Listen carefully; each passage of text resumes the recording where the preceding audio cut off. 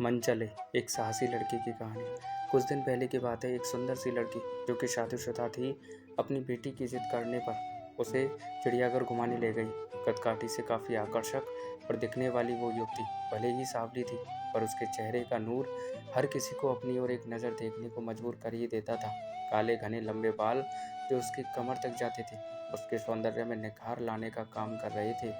उसके साथ में उसकी छोटी बेटी थी, जो कि उसकी उंगली पकड़ के बारी बारी से अलग अलग जानवरों को उनके बाड़े के आगे जाकर के देख रही थी, और कभी हंसती तो कभी मुस्कुराती, कभी अपनी माँ की ओर देखती खेल रही थी।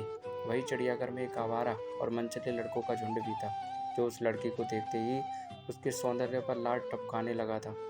उनमें आपस में ही होड़ लग गई कि वो देख एक दूसरे को कहने लगे, वो देख तेरी भाभी आ रही है। तभी दूसरा लड़का पहले से बोल कर कहता है, चल पगले, भाभी तो तेरी है, मेरी तो जाने मन है। ऐसे भद्दे और अश्लील कमेंट्स करते हुए वे लड़के उस लड़की के आगे पीछे घूमने लगते हैं, लेकिन वो लड़की उन बेशर्म लड़कों को इग्नोर करते हुए अपनी बेटी के साथ मस्ती करते हुए आगे बढ़ती जा रही थी। अपने प्रति कोई भी प्रतिक्रिया न देखकर वे लड़के अब और भी ज़्यादा जोर शोर के साथ उसका पीछा करने लगते हैं।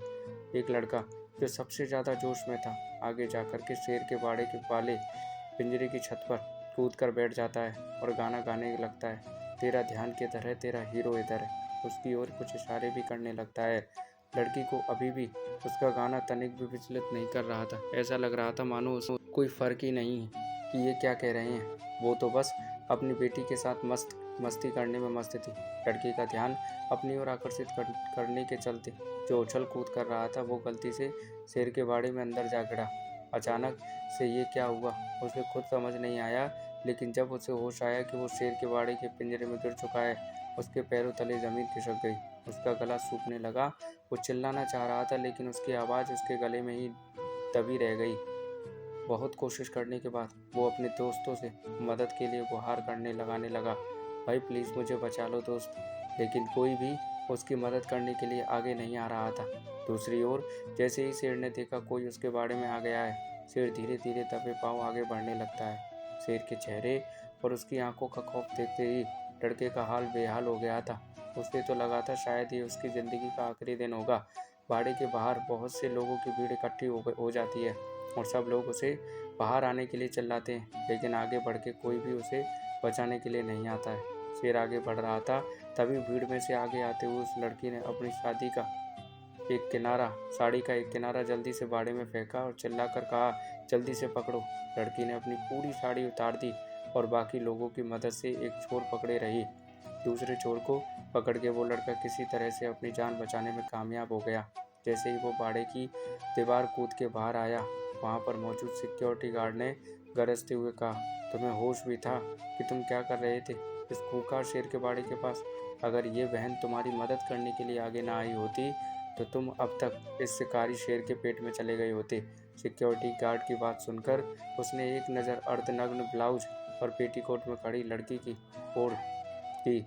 वो मन में सोचने लगा, ये सिक्योरिटी गार्ड सही ही तो कह रहा है, ये मेरी बड़ी बहन जैसी ही तो है, बल्कि उससे भी ज़्यादा है। एक बहन ही तो है जिसने अपने भाई की जान बचाने के लिए अपनी इज्जत की परवाह किए बिना अपनी देह से साड़ी उतारकर मेरी रक्षा की। लड़के ने हाथ जोड़े और उस लड़की के पैरों में गिरते हुए माफ़ी मांगने लगा, बहन मुझे माफ़ कर दो, मैं कुछ देर के लिए भावनाओं में बह गया था और अपनी मर्यादा को भूल गया था।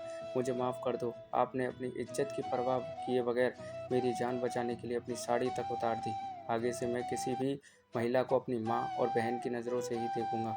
उस लड़की ने आप अपने पैरों में पड़े लड़के को पकड़ के उठाया और मुस्कुराते हुए कहा, भाई किसी भी स्त्री की इज्जत उसके बदन पर लिपटे चंद वस्त्रों में नहीं होती, ना ही उसके किसी विशेष अंगों में होती है। ये हम इंसानों की मानसिक विकृति है जो उसे जबरन इज्जत के साथ जोड़ देते हैं, जबकि सच्चाई तो यह है कि स्त्री इज्जत तो उसके आचरण, उसके चरित्र से जुड़ी होती है। उस सुंदर सी दिखने वाली लड़की के आकर्षक मुख से इतनी मर्यादित और भावपूर्ण शब्द सुनकर वहाँ मौजूद भीड़ भी तालियां बजा उठी।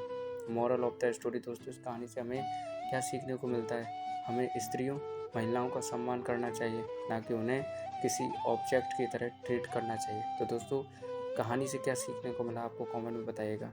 अच्छी लगी लाइक कमेंट शेयर ज़रूर कीजिएगा और ऐसी ही कहानी सुनते रहने के लिए चैनल को सब्सक्राइब कर लेना।